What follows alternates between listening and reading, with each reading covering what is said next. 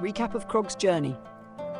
Krog, a monkey-goblin monk devoted to Erastilian, came to Nantambu with a purpose: to aid a struggling monastery clinging to the last threads of its sacred mission. He met with Elder Kryktos, the monastery's weary leader, and learned just how dire their situation had become. But there was no time to dwell. News broke of an urgent crisis. One of their own, the warrior sister, had been kidnapped. Krog sprang into action. He tracked the culprits through the jungle and confronted a lizard folk abductor. After a brief skirmish, Krog took the enemy prisoner, but his success was fleeting. Ambushed by hidden allies, Krog was forced to surrender. Both he and his fellow monk were dragged into the heart of the jungle, to a massive, newly constructed military base. There, the truth revealed itself. The base was no ordinary stronghold. It was run by worshippers of Urgathoan, the goddess of gluttony, undeath and disease. Stripped of his weapons and marched through unfamiliar halls, Krog now finds himself a prisoner, but not forgotten. This is where our tale resumes. Alright, hello friends and fellow adventurers! Welcome back to the table. So, I am not going to keep you waiting. We are going to jump right back in to Krog's mission, where we stopped. I'm actually not going to give a recap this time because it's a little redundant. I've had Lyra doing the recaps, and then when I start my portion of the video, which I actually record beforehand, I give another recap, so we're just going to skip over that. One thing I do need to do, I need to add some XP to Krog here. I'll quickly do that, don't really need to record that part of it. Alright, so now Krog is setting at 220 out of 1000 XP to his next level.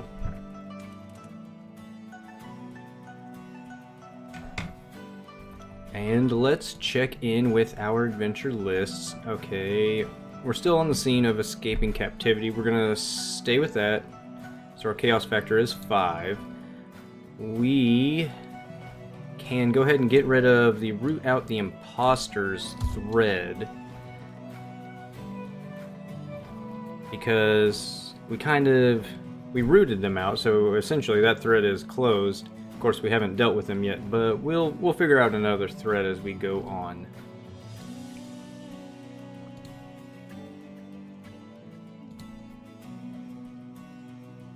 Okay, and I think that just about does it.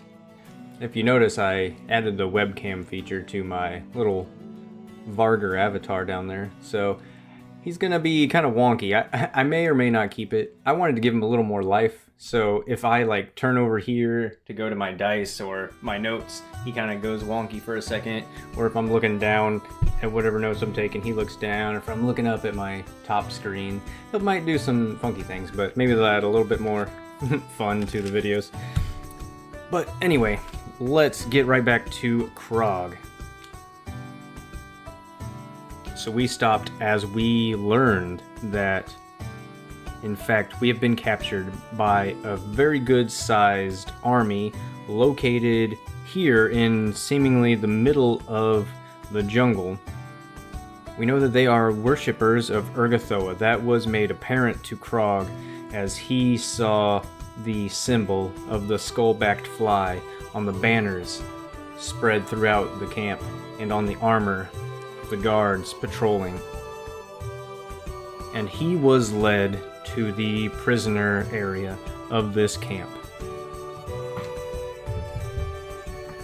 Now for our first question and our first roll, I am curious if Zaire, the lizard folk that we encountered in the jungle originally, is he the one escorting Krog to his cell, or his cage rather? Reason being, I have something in mind. I think I'm going to try it either way, but I just want to get a good feel of visually what's happening. So Krog being pushed by, I'll say it's likely, on a chaos factor of 5. 40, yes. Okay, so Zaire is the one escorting Krog, and I would say that probably a different guard grabbed the monk and is escorting Okay, there's one more question because this is going to affect my idea of what Krog's going to maybe possibly do at this point in time. So I need to know if Zaire and Krog are behind the other monk and the other guard escorting him. I'm going to say that it's 50-50. We'll throw that in there. 50-50, chaos factor 5. He is. That is an extreme yes. He's very far behind, so they have a little bit of a lead. Now that is going to lead me into an actual Pathfinder roll, right? We're playing Pathfinder and we're using Pathfinder skills. What? So first, Krog is going... Okay, I'll explain what I'm kind of thinking in my head. Now, Krog has a tail, which I forget about. He is a monkey goblin, and he does have a tail. I don't think mechanically it's really used for what I'm going to use it for, but I think Krog, he's kind of being led by the side. I think Zaire's kind of like holding his hand bindings kind of with Zaire's hand. So they're walking essentially side by side. And Krog is going to attempt to get his tail up and around, and maybe if he can succeed at this, he's going to try to grab a key ring off of Zaire. Now, whether that's going to be the right keys, we don't know. So, but first, I'm going to make him have to succeed at a stealth roll, and then he's going to have to succeed at a thievery roll. A stealth roll to do it without Zaire noticing, of course, and then the thievery to actually lift the keys off and stash them away. So, first roll, I'm not going to make this easy for him.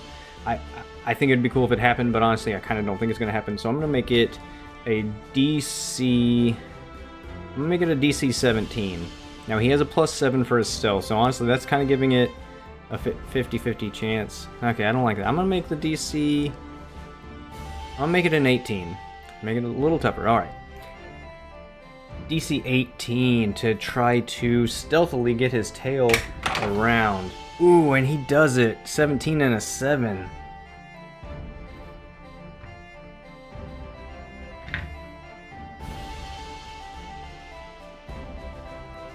So with a 24, Krog kind of glances over at Zaire.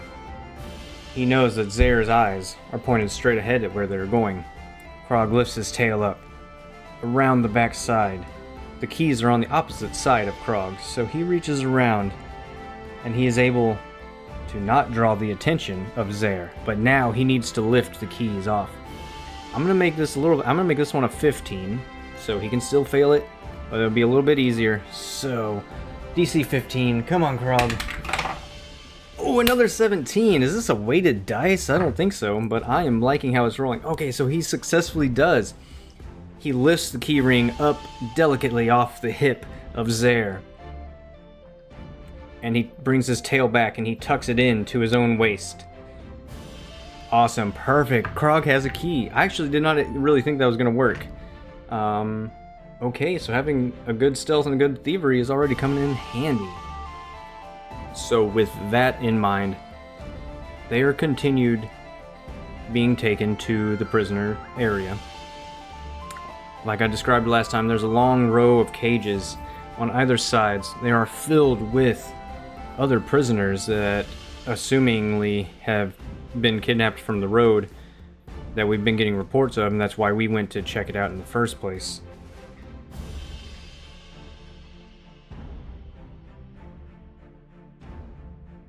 One thing that Krog notices right away is all these prisoners seem very well fed. There's bowls in each of these cages, and the bowls are full. Except for one cage. One cage is filled with the rotting and decaying corpses of what looks like other dead prisoners. Now, all of this, of course, is pertaining to the god Urgathoan, the god of rot and disease, but also of gluttony. Gluttony being why their bowls are filled. And some of these prisoners look like they may have been here for a little while. Now, this camp is relatively new. Mind you, this isn't some long-standing camp that's been here forever, but the prisoners look very well fed. They're not like thin and skinny like you would assume prisoners are. Their food doesn't look great, but they are definitely getting good portions. Ooh, here's a thing, though, that I did not think of, and that Krog probably may not have thought of either. Is Zaire gonna need to reach for his keys to open up the jail cell? I'm gonna say that it is unlikely. The cages, any empty cage is probably already standing open. And perhaps he'd almost have to, you know? Ooh, I'm gonna make it very likely. I might have just messed up.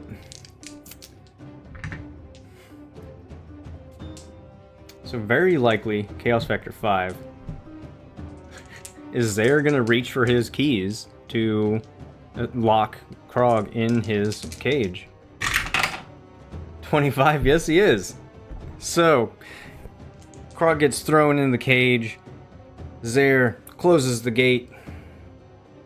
And he reaches for his keys. What's that? Where are my keys? You monkey man, get over here. So, I'm gonna give Krog another chance to successfully get away with this. Krog tucked him in his belt, so he has a thievery of +7.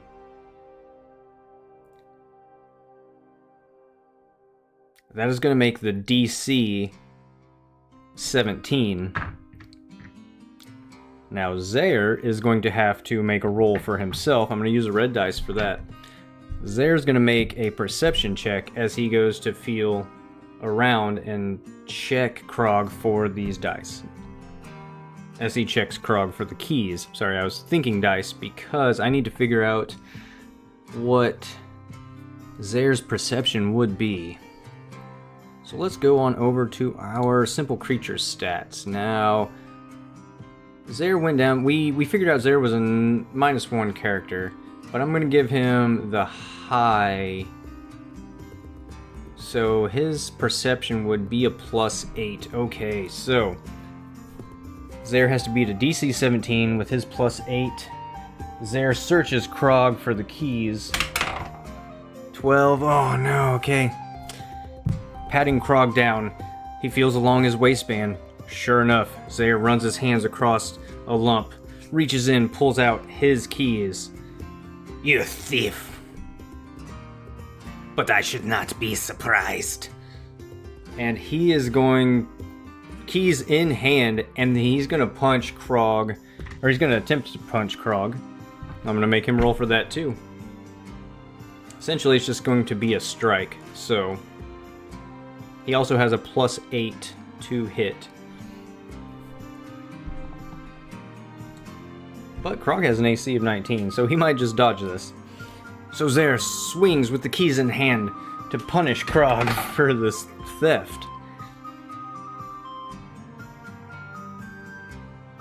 Oh, and that's only a 15. He misses. Krog ducks beneath the punch, and Zaire's punch lands in the side of the bar. You little rat, whatever. You stay in there anyway. So, keys in hand, he slams the gate shut, locks it, and unfortunately, although Krog had a very nice lift, he's very sneaky. We're gonna have to keep that in mind for future events. But Krog has lost the keys and is now locked in a cage. Okay. Let's figure one other thing out. Was the monk locked up next to him? I'm gonna say unlikely that there was 2 empty cages right next to each other. 26, that is a yes though. Okay, so him and the monk are locked in separate cages, but they are side by side. The guards walk away, and now we are left with Krog in a cell. He was most definitely de-armed. His backpack was taken. His nunchakus were taken. But this isn't too much of a negative for Krog, since his fists are just as deadly as his weapons are. Now, where to go from here? We are here to find our missing sister. That, right now, is our main and only goal that Krog really has in mind. So Krog leans over to the cage, and he talks to the monk. Hey, monk friend. We need to figure out your name. let's give that monk a name real quick so I can just stop calling him monk. Alright. Let's go to our handy dandy fantasy name generator. Let's just go with medieval names. That sounds fine. Alright, we're gonna go with Malgaris. Okay. Thank you, fantasy name generator. Okay, Malgaris, we are here and we need to look for our sister. Although I don't think I ever caught her name. But do you see her? I do not know what she looks like. Do you see her in any of these cages around? Let's find out if he does see her in any of these cages around. I am thinking that it is nearly impossible because I have a little idea of somewhere to go with this. Nearly impossible. Does the monk in fact see her in any of these cages? 84, no. Nearly impossible. That is an extreme no. Right on the dot of extreme no. So, no, I do not see her anywhere. Although, there are a few cages I can't see, but she is very noticeable. I was afraid of that, but it was worth a try, huh? I don't know if you saw, but I almost had those keys. We could have been out of here tonight. But it looks like our stay is going to be extended a little bit. And Krog just kind of sits back, puts his back against the cage bars. And I guess we are just going to play the waiting game for now.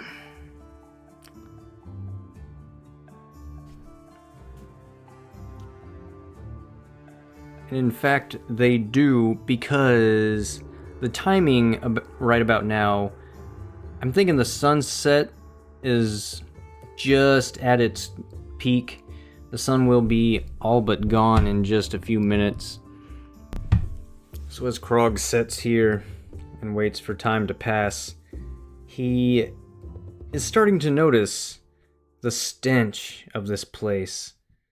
Those rotting corpses a few cages down. But not only that, there's almost like a sweet rot smell, as if rotting fruits and vegetables are somewhere around as well. Not long after they've been sitting in these cages, one of the guards comes by, throws a big bowl of gruel in their cages. Eat up. There will be plenty more where this came from. And if you do not eat, we will make a point of it. But the guard doesn't really stick around to make sure that they do, in fact, eat their meal. He just kind of gives them a threat, fills their bowls, and moves on to the other prisoners and eventually walks away. And as Krog's sitting here, he gets the idea to lean over to the other cage next to him, because now there's lines of cages, and I'm thinking there's a cage on either side. And I've already stated that all the cages are filled, so Krog is going to ask his neighbor prisoner, Hey, you there. My name is Krog. As I'm sure you can tell, I'm rather new to this place. What is this place? I can't help but notice that it is Urgathoans who are running the biz. But why are you here? Why are all of these prisoners here? What have you seen? does this prisoner reply? I'm gonna make it unlikely. I feel like the morale in this place is probably pretty low. Unlikely. Does this prisoner reply to Krog? 92. Ooh, extreme no. The prisoner, who was probably somewhere in the middle of the cage, hears Krog start to speak. They look over, and they almost cringe, and they back to the other side, opposite of Krog, almost as if they are frightened. They grab their bowl, and they begin eating frantically. as if Krog is gonna take their food or something. Okay, I'm sorry. I did not mean to scare you. Okay. Well, perhaps we'll try again later. So he asked his fellow monk to do the same, to ask his neighbor if they know anything, but he gets the same treatment that Krog got. These prisoners are in a state of shock.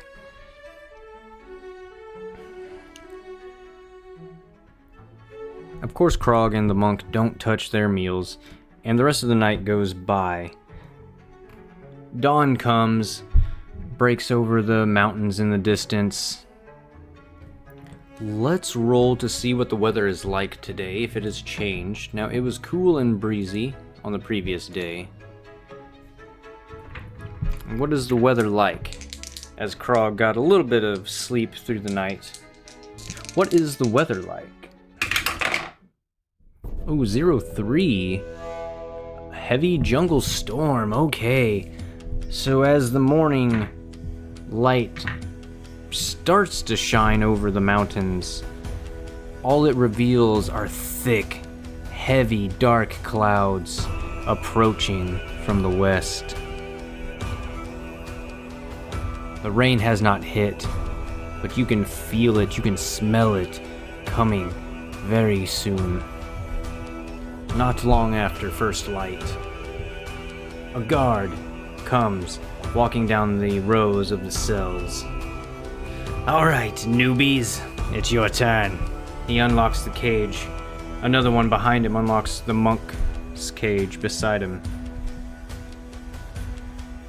To be honest with you, I already forgot the name I chose for that monk. That's why I'm still calling him Monk. I'll write it down next time when I re-listen to this video. Alright, you're coming with us. Hands behind your backs. Krog and the monk oblige. Their hands are bound once again, and they are taken and they are led up to the structure that I mentioned the first time in the previous video. As Krog was walking through, he noticed that there was one solid structure that didn't look so temporary. It does look newly built, but it's not made of cloth and stakes. So the two are escorted to the front of this structure. Now it's a two-level building, pretty good size. They aren't brought inside. They are sat in front. Alright, get down on your knees. You are about to be in the presence of our leader. And she demands obedience. Krog being kicked in the back of his knees, forcing him to fall to the ground in the mud. The stench of rot is even stronger near this building. And no sooner does he hit the mud, the front door bursts open, and we need to figure out who exactly this is. Now, we know it is a female. I went over that on one of the rolls in a previous video. So we know their leader is a female. But I have a couple questions. Now, typically, worshippers of Urgathoan are either necromancers or they're possibly undead themselves. And I'm going to throw in a third possibility, that it is the gluttony aspect that this leader takes highly and follows to the best of their ability. So we will just narrow it down. Firstly, is this female an undead creature herself? I'm gonna say it's unlikely. Chaos factor 5. Is this army leader an undead creature? Ooh, 51, that's a no. Okay. Which brings us to the next one. Are they a necromancer? I'm gonna bump this up to 50-50. Are they a necromancer? Actually, I'll make this one likely, and then if this comes up a no, then it'll be the gluttony aspect, and it'll be some big fat lady. Alright, so likely odds. Is the leader a necromancer? 98. Ooh, extreme no. Holy cow. Okay, so it's gluttony. Gluttony is what drives this leader. I'm gonna use my deck of endless NPCs, and we're gonna figure out a race and a name for our fat, gluttonous leader of this army. And I will be right back. Okay, we have a human. Big ol' fat human woman named Gari. Gari. Kicking open the door with her big, huge legs thumping down, her feet sinking deeply into the mud. We see a gargantuan woman chewing on what looks to be like the leg of some forest creature. She takes one big bite as the grease drips down her double, triple chins, oozing into her shirt that is covered in her armor. She takes the leg and she throws it to the side, landing in the mud along with other refuse and other rotting parts. Still chewing, she says,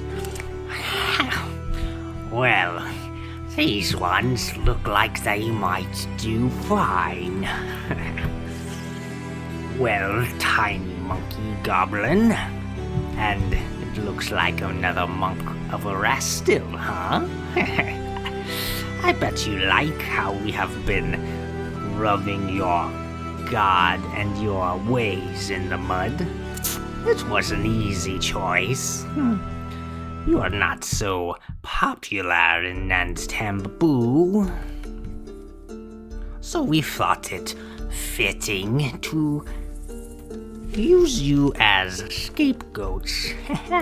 How's that going, by the way? not even giving them an actual chance to reply. She continues, So, you see,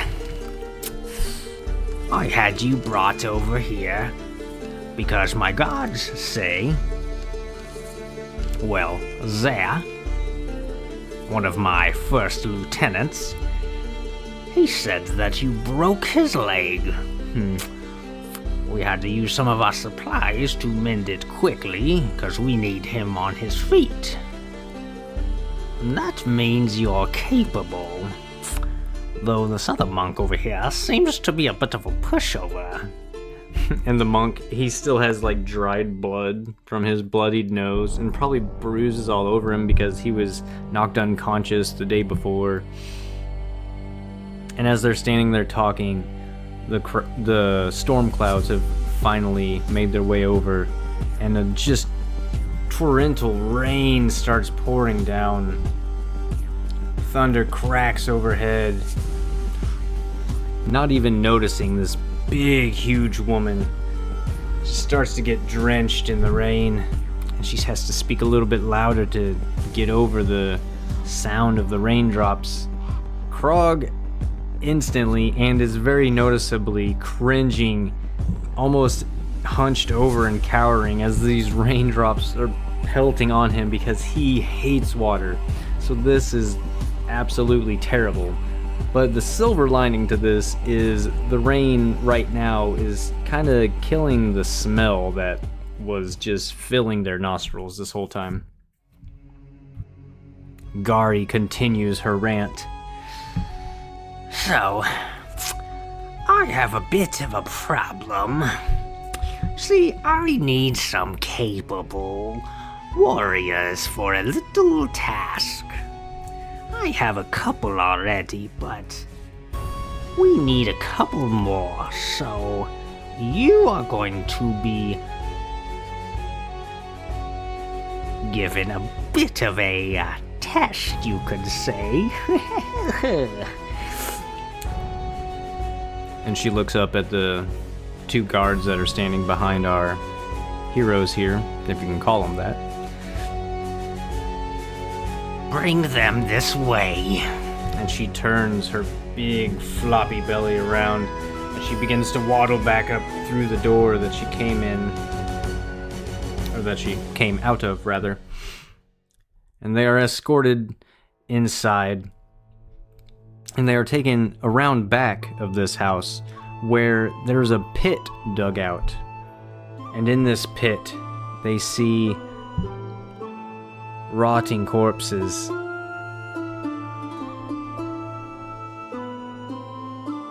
What looks like food that has been thrown by any spectators that have been watching the fights that have gone on in here. Blood splatters everywhere. Black, viscous, almost what used to be blood.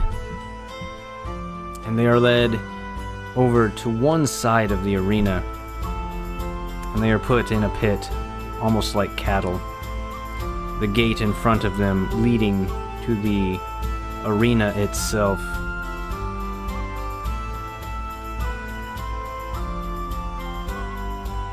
And there's a covered area where it's obvious that Gari and whoever else is spectating stands to watch the fights happen. And it's close enough that she can still speak to our two monks down below her. So, this is going to be simple. As she sits down in a chair that has been double, triple braced to hold the weight of this massive woman. Plates of food next to her. She doesn't even stop speaking as she grabs a handful of some smaller fruits, almost what would resemble grapes, and she's shoving them in her mouth. It's simple, see? You're going to face off against a few undead creatures. In fact, they are actually some of the failed prisoners that we've taken. They didn't survive this, so we repurposed them as combatants. Rather beautiful and poetic, isn't it? Our goddess Urgathoan would be proud. If you win, you get to live, and you get to fight for me, and I will have a special task for you afterwards. And she raises her hands and she claps with just a real thudding clap. And as she does, the gate in front of us opens, and so does a gate on the other end of this fighting arena. And out pours some undead creatures. Now that is where I'm going to stop it for today's session. And we're going to pick up next time in the heat of combat. I will roll to see how difficult this fight's going to be, and then I will populate, and I might even have a little battle map made up for that as well. But thank you all for joining me once again, and I hope you enjoyed. I hope everything came out fine. I think the wolf probably just stared down the whole time because I was kind of just staring at my keyboard and lost in thought there. But yeah, awesome. Thank you all so much, and I will catch you again next time. As always, thank you, and goodbye, friends.